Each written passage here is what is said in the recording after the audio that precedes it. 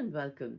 And now let's look at the 17th verse, the shocking tale from the book Footprints on Waters Free. Now, this story in verse is based on the Zen koans, and it's a story in verse where the prawn and seaweed come to Master Salmon looking for something called enlightenment with very different, diverse, apparent characteristics because there's no character, simply characteristics appearing. So I'll just read out some of the verses from here. In an area of high seismicity, a salmon ate a pearl of creativity. The formless gazed in salmon's guise. Void seemed the timeless oceanic rise. In his presence, most felt free, did not clench, and famous he became around the trench. Nonetheless, it was emptiness, as presence, free from all progress. Then nearby the estuary was built a monastery where stayed Master Salmon, his disciples, constantly swayed by the waves tidal. Some pupils founded a strict routine, strove to stay in the moment pristine, contemplated the master's koans and on the silence at early dawn. Now, the koans are short puzzles, usually given by the monks in the monasteries, by masters to the disciples, and they're very paradoxical and pretty unsolvable puzzles. The two pupils, Seaweed and Prawn, who strained to waken by master's koans, rehearsed calligraphy with accents too, and prepared tea with an empty view, but subtly competed in the game of finding an enlightened frame. Yet their minor was diverse to meditate on the master's verse. The seaweed was serene and slow, the prawn impetuous in its flow. When the others asked questions, the prawn rushed with suggestions, while the seaweed detached from the corn and wished to transcend like a swan.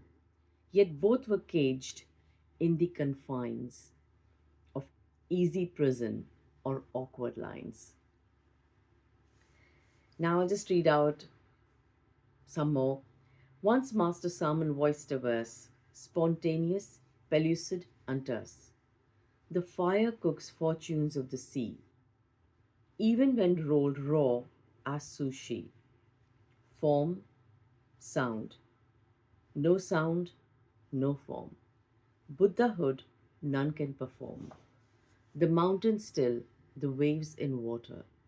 The Yudofu cannot you slaughter. The Yudofu is a vegetarian hot water tofu dish made in central Japan, Kyoto area, especially in the monasteries.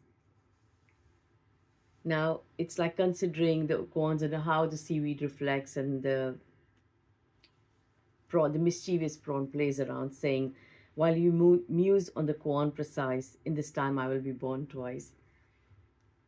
And then the mountains, the fortune of the mountains. The fortune of the mountains is the food of the mountains. The Japanese have a very beautiful way of saying the fortunes of the sea and the fortunes of the mountains. For this verse, I was really helped by many friends, Japanese friends, who's talked through about Japanese cuisine. So the fortune of the mountains is food in the mountains, and the food in the sea is the fortunes of the sea. They're very grateful. The Japanese apparently are very grateful for the food. There's a lot of gratitude. They eat food with gratitude. They're very grateful for food, that is. This is very similar in some apparent ancient cultures. Now, this prawn questions Master, why do these fortunes keep at bay? Don't they need pickling like the sukemono or to be fried in the oil like agemono? And don't they need your presence unique to be grilled by meditative technique of the corns and the oceanic peace? All of this stench thus to release. Now, just read out this one. The master smacked the prawn by its tail, a shock, as if struck by a gale, or swallowing a whole wasabi tin.